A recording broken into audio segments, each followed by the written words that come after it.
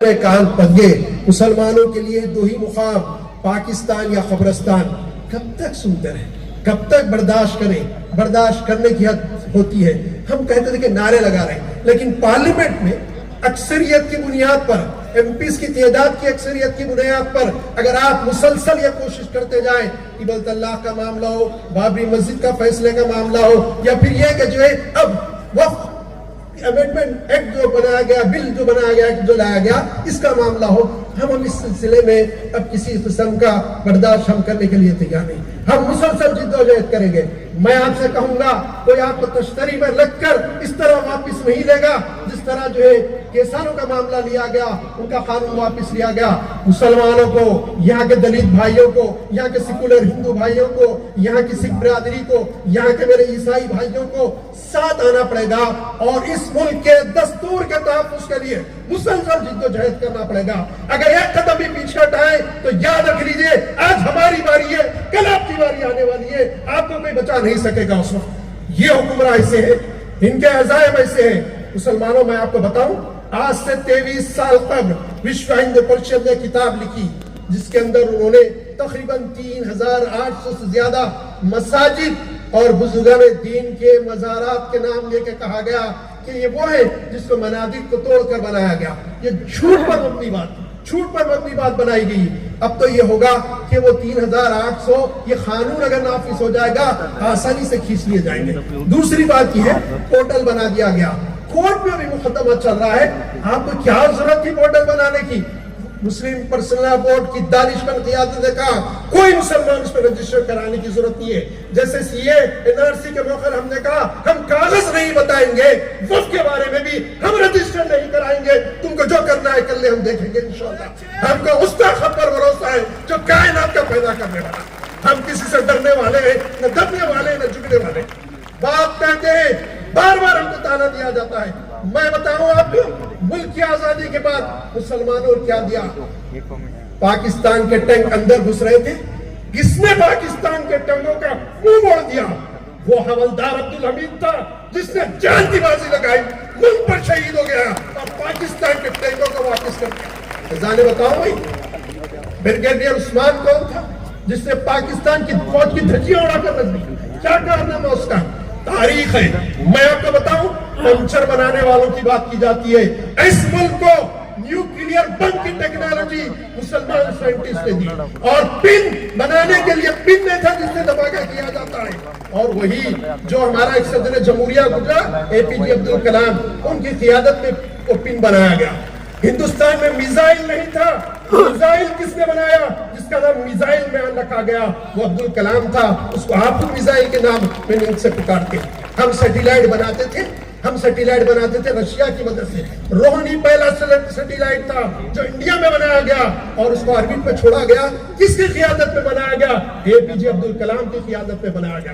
عزیزان گرامی, عزیزان گرامی, بہت ساری باتیں ہیں. آج جب یہ واقعہ ہوا, دہشت گرد آئے اور ملک میں داخل ہو گئے اور تباہی کی, مسلم ممالک کو سمجھانے کے لیے کہ پاکستان دہشت گردی کا مبدا ہے, کس کو بھیجا گیا؟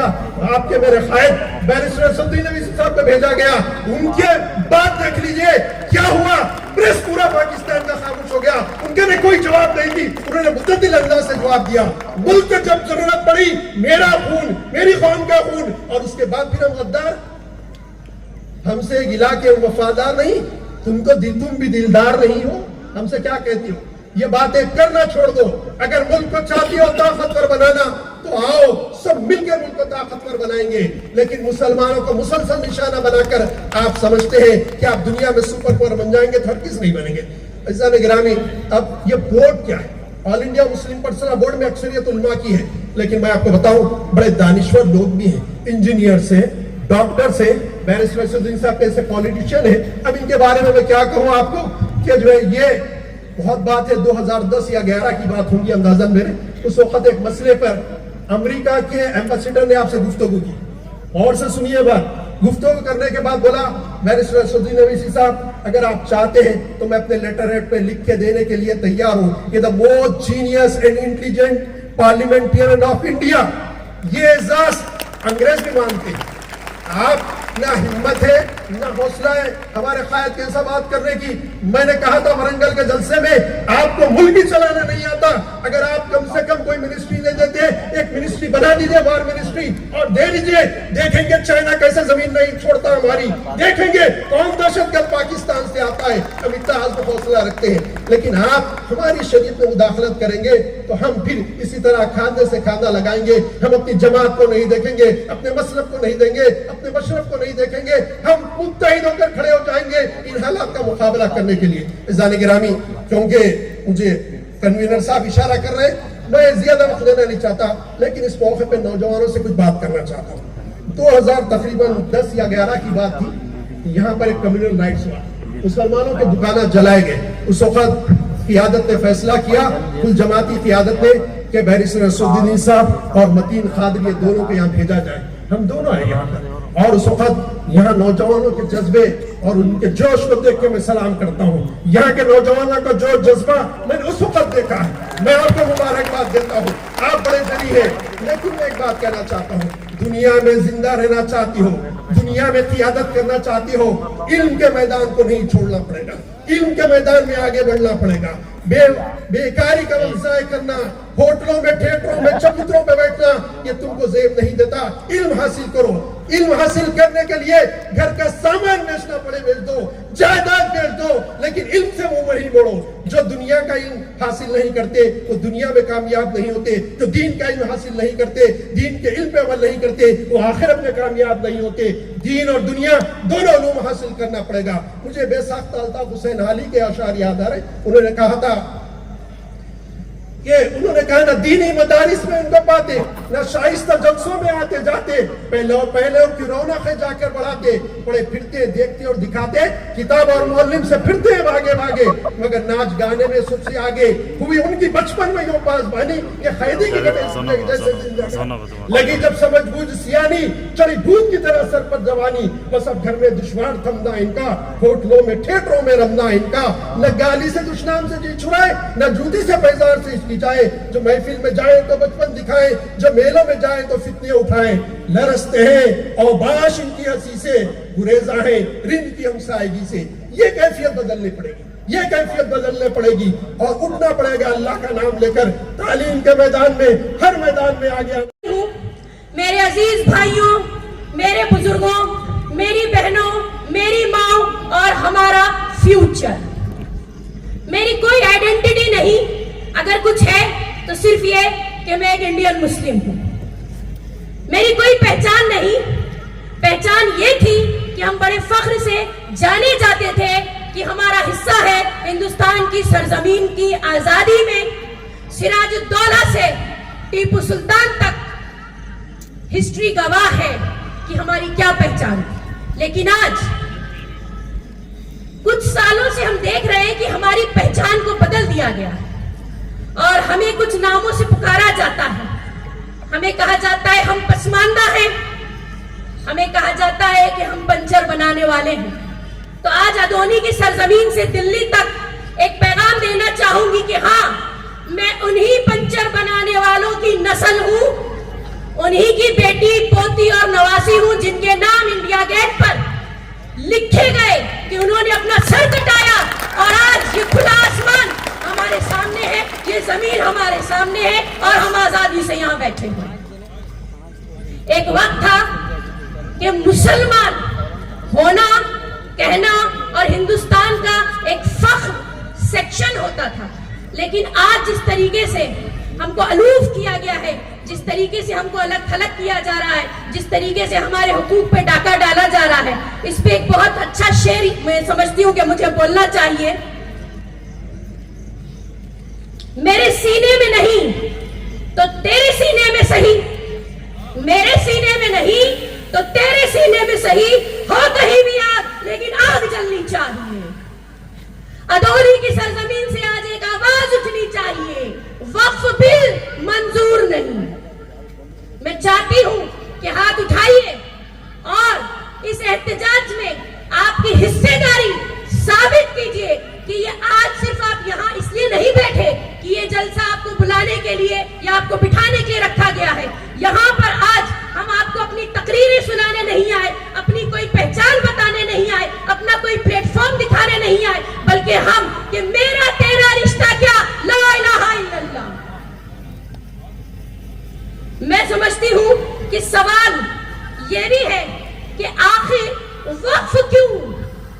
फिर सवाल ये होना चाहिए कि वक्फ ही क्यों? क्या ऐसा हो गया है कि कर्ज में इतने डूब गए हैं, या फिर ऐसा हो गया है कि सब कुछ बेच के खा चुके हैं कि आज कुछ बचा ही नहीं? यानी कि समझने के लिए समझदार को इशारा काफी है कि वक्फ क्या वाकई एक उम्मीद देने का नाम है या वक्फ उम्मीद छीनने का नाम है?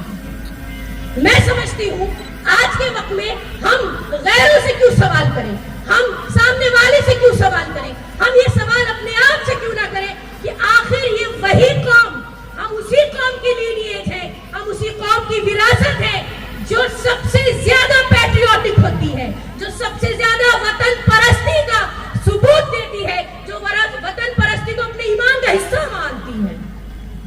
कितनी कुर्बानियां आखिर हम देंगे और तब तक आखिर हम ही देते रहेंगे? एक ऐसी जमीन जिस पे हमारा बराबर का हक है, एक ऐसी जमीन जिस पे हमारा बराबर का हिस्सा है, आखिर वो आज हमसे क्यों छीनी जा रही? वक्फ के नाम से हमारे नीचे से जमीनें छीनना, बुलडोजर लगा के हमारे सरों से छत छीनना और उसके बाद हमारी पहचानों पे हमला करना, हम क्या खाएंगे, क्या पहनेंगे, क्या बोलेंगे, क्या सोचेंगे, हो सकता है आगे आने वाले दिनों में हम हंसेंगे तो और रोएंगे उस पे भी टैक्स होगा। ये शायद मुसलमानों को हंसने और रोने की भी इजाजत लेनी पड़ेगी। ये समझने की बात है और ये सवाल आज यहाँ पर जमा करके आपके सामने इसलिए रखा जा रहा है कि हम अपने आप से पूछें कि आखिर ऐसी क्या वजह हो गई। औज़ु बिल्लाहि मिनश शैतानिर रजीम, बिस्मिल्लाहिर्रहमानिर रहीम।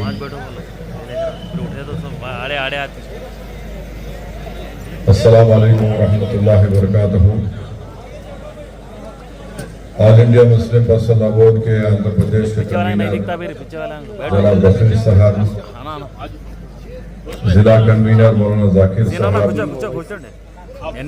मौलाना खदीर साहब, सैयद शफी पाशा कादरी साहब,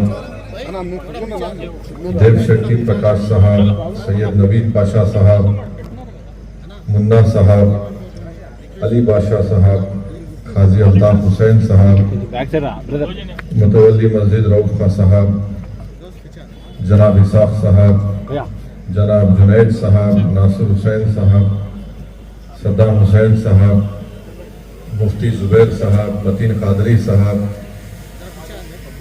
शहनशीन का तशरीफ फरमा, मुअज़्ज़िज़ उलमा इकराम, मशाइखीन उज़्ज़ाम, हमारी इज़्ज़त और माँ और बहनों, मैं आप तमाम का बेहद शुक्रिया अदा करता हूँ कि आप तमाम ने अपना कीमती वक्त निकाल कर all India Muslim personal board की जानिब से जो वक्फ तरमीमी कानून 2025 बनाया गया उसके खिलाफ आप और हम यहाँ पर जमा हुए हैं। मैं आपका शुक्रिया अदा करता हूँ। मेरे अजीज दोस्तों और बुजुर्गों, आप और हम जानते हैं कि आज से चंद दिन पहले हमारे वतन अजीज में गुजरात में एक बड़ा हौलनाक हादसा हुआ जिसमें एक प्लेन के गिरने से 200 से ज्यादा पैसेंजर, पायलट और स्टाफ की उसमें अमवात हुई है। हम तमाम उन मरने वाले ख़ानदानों से अपनी जानिब से ताज़ियत पेश करते हैं और उम्मीद करते हैं कि हुकूमत ये जो हादसा हुआ है जिसमें करीब 240 के करीब जाने गई हैं, हुकूमत जो तहक़ीक़ाती कमेटी बनाई है वो तहक़ीक़ाती कमेटी अपने तहक़ीक़ात को पूरा करेगी और न सिर्फ मुल्क को बल्कि ख़ास तौर से उन तमाम मरने वालों के ख़ानदान को बताएगी कि आखिर क्या वजह थी कि जिसकी बिना पर ये प्लेन का हादसा हुआ और उस हादसे में उन तमाम लोगों की मौतें हुई हैं। और आप जानते हैं कि मेरे अजीज दोस्तों और बुजुर्गों, उसमें ऐसे लोग भी थे जो अपने अफराद ख़ानदान के साथ, एक डॉक्टर रेडियोलॉजिस्ट थे, उनकी पत्नी भी, बीवी भी डॉक्टर थी, वो अपने 2 बच्चों के साथ لندن جا شفٹ ہو رہے تھے، ان کی موت ہو گئی۔ ایک ایسے لوگ بھی تھے جو عید منانے کے لیے گجرات کو آئے تھے، اور ان کے بھائی نے میڈیا سے کہا کہ 15 سال کے بعد ہم 3 بھائی یا 2 بہن جتنے بھی لوگ تھے جمع ہوئے۔ اس میں اس شخص کی، ان کی بیوی کی، ان کے 3 بچوں کی موت ہو گئی۔ اس میں ایسے ہماری بہن کی موت ہو گئی جو کینیڈا سے آئی تھی۔ اس میں ایک ایسے شخص کی بھی، ایسے بھی خاندان کے لوگوں کی موت ہو گئی جو ان کے خاندان میں کسی کا انتقال ہو گیا تھا، تو مرنے والے کی خواہش یہ تھی کہ ان کی استھیوں کو ہندوستان میں بہا دیا جائے۔ ان کی بھی موت ہو گئی۔ بہرحال ایک بہت بھیانک اور تکلیف دہ دردناک حادثہ ہوا ہے۔ ہم امید کرتے ہیں کہ حکومت جو تحقیقاتی کمیٹی بنائی ہے اس کے ذریعے سے سچائی کو سامنے لایا جائے گا، اور ساتھ ہی ساتھ میرے عزیز دوستوں اور بزرگوں، جہاں پر ان تمام لوگوں نے اپنے اپنے رشتہ داروں کو، اپنی ماں کو، اپنے بھائی کو، اپنی اولادوں کو کھویا ہے، وہیں پر بھی ہم کو یہ بات کو سوچنا پڑے گا۔ میں آپ تمام مسلمان بھائی بہنوں سے کہنا چاہوں گا کہ 32 سیکنڈ میں یہ حادثہ ہو گیا۔ تو میرے عزیز دوستوں اور بزرگوں، یاد رکھو، زندگی کی سب سے بڑی حقیقت یہ ہے کہ موت ہے۔ موت سب کو آنے والی ہے، یہ زندگی کی سب سے بڑی حقیقت ہے۔ کوئی زندہ نہیں رہنے والا ہے یہاں پر۔ جو اس دنیا میں آیا وہ جائے گا یہاں سے ضرور۔ کوئی یہاں پر 1000 سال یا 200 سال 150 سال زندہ رہنے والا نہیں ہے۔ یہ قدرت کا نظام ہے کہ جو کوئی بھی اس دنیا میں آتا ہے اس کو موت کا مزہ چکھنا ہے، اور اللہ سبحانہ و تعالیٰ قرآن میں ارشاد فرما دیے کہ کل نفس ذائقۃ الموت، کہ ہر نفس کو موت کا مزہ چکھنا ہے۔ اللہ سورہ بقرہ میں فرما دیے کہ موت کا ایک دن مقرر ہے رہ کے لیے۔ تو میرے عزیز دوستوں اور بزرگوں، جو یہ سمجھ رہے ہیں کہ ہمیشہ زندہ رہیں گے اور ہم ایک رمضان کھو دیے تو ارے نہیں ابھی تو میرا ایک ہی رمضان ہے، آئندہ سال رمضان ملے گا میں مکمل کر لوں گا۔ اگر کوئی یہ سمجھ رہا ہے کہ ارے رمضان میں میرے کو شب قدر کو نہیں تلاش کیا، میں آئندہ سال تلاش کر لوں گا۔ اگر کوئی یہ سمجھ رہا ہے کہ ارے بھائی عید کی نماز نہیں پڑھا، آئندہ سال عید کی نماز پڑھ لوں گا۔ کوئی اگر یہ سمجھ کر گناہ کیا کہ نہیں میں دولت تو اللہ دیا، میں قربانی نہیں دے سکا، آئندہ سال دے دوں گا۔ کوئی اگر یہ سمجھ رہا ہے کہ نہیں مجھ کو اللہ نے دولت دی، میں زکوٰۃ پوری نہیں نکالا، آئندہ سال نکال لوں گا۔ میرے بھائی، اللہ کے رسول صلی اللہ علیہ وسلم نے ہم تمام کو فرمایا کہ دنیا ایک خواب ہے، اور جب انسان بیدار ہوتا تو خبر میں چلے جاتا۔ قرآن میں اللہ یہ فرما دیے کہ دنیا ایک خوبصورت جھوٹ ہے۔ تو یاد رکھیے، اگر کوئی نوجوان، کوئی ضعیف، کوئی بزرگ یا بشمول میرے، اگر ہم اس خوش فہمی رہ رہے کہ نہیں کل کریں گے، پرسوں کریں گے، یاد رکھو اگر آج ہم گھر کو جا کے رات میں سوتے ہیں نا، تو ہم کو یہ بتایا گیا کہ تم اگر رات میں جا کے سو گئے تو سمجھو تم چلے گئے، تم صبح بھی تم کو نصیب نہیں ہو سکتی۔ یہ اللہ فیصلہ کرنے والا ہے۔ اگر کوئی دن کو زندہ رہا تو کوئی گارنٹی نہیں کہ شام تک زندہ رہے گا۔ تو اسی لیے نیکیاں کرنے میں علماء کرام نے اپنے بصیرت افروز کتابات میں بتایا کہ جلدی کرو، نیکیاں کرنے کے لیے جلدی کرو۔ اور یاد رکھو جب آپ اور ہم اس دنیا سے چلے جائیں گے تو ہماری کتاب بند، تو جب تک کتاب بند نہیں ہوتی نیک اعمال کریے، اپنے دل کو اللہ سے جوڑیے۔ اور اللہ سے جوڑنے کا طریقہ یہ ہے کہ علماء کرام کے اہل دل کے خدموں کے پاس بیٹھ کے ان کی باتوں کو سن کے عمل کرنا، اور عمل کرنے کے لیے اللہ سے بھیک مانگنا کہ اللہ عمل کرنے کی توفیق دے۔ اگر ہم یہ نہیں کریں گے تو پھر جو چیز ہم کو اصلی دنیا میں کام آنے والی ہے، ہمارے نیک اعمال، اللہ کا ذکر، غریبوں پہ رحم کرنا، ظالم کو ظلم کرنے سے روکنا، یہ چیزیں ہم کو کام میں آنے والی ہیں۔ اور یاد رکھیے کہ میرے جیسے بہت سے ممبر آف پارلیمنٹ آئے چلے جائیں گے، لوگ میری بات سننے آتے، میں مر جاؤں گا، کوئی اور آئے گا وہ سنیں گے، مگر کبھی آپ یہ دیکھیں کہ یہ جتنے مرنے والے ممبر آف پارلیمنٹ کی خبروں کے پاس کیا ہو رہا ہے، کون جا کے خبروں میں سو رہا ہے، کسی کو نہیں معلوم۔ یہ خبر ہم کو پکار کے بول رہی ہے، تم میری غذا بننے والے ہو، یاد رکھو، تیاری کر لو اس کی۔ یہ خبریں ہم کو پکار کر کہہ رہی ہیں کہ میرے ساتھ اکیلے رہنا ہے، یہاں پر اندھیرا یہاں پر ہے۔ خبریں ہم کو پکار کر کہہ رہی ہیں تیاری کر لو، جب تم میرے پاس آؤ گے تو کیڑے تمہارے جسم کو کھا لیں گے۔ خبریں پکار کر کہہ رہی ہیں کہ جو کیڑے تمہاری جسم کو کھائیں گے وہی دوسرے کیڑے آ کر ان کیڑوں کو کھا لیں گے۔ تو میرے بھائی، اللہ قرآن میں فرما دیا کہ ہر نفس کو موت کا مزہ چکھنا ہے، اور میں نوجوانوں سے، جو ہمارا مستقبل ہے، ملت اسلامیہ کا مستقبل آپ ہیں، اور نوجوانوں میں تم سے دردمندانہ اپیل کر رہا ہوں کہ تم اپنے اللہ سے رشتے کو مضبوط کرو، اپنے دل کو اللہ کے قریب کرو، نیک اعمال کرو۔ اگر تم گر جاؤ گے، خدا نہ خواستہ اگر تم گر جاؤ گے، تو یاد رکھو دشمن، تم قوم کی دیوار ہو، اگر دیوار گر جائے گی تو دشمن اس کو اپنا راستہ بنا لے گا، اور جب کسی گھر کی دیوار گر جاتی ہے تو لوگ اس کے گھر میں سے راستہ بنا لیتے ہیں۔ تو نوجوانوں، تم ملت اسلامیہ کے مستقبل ہو۔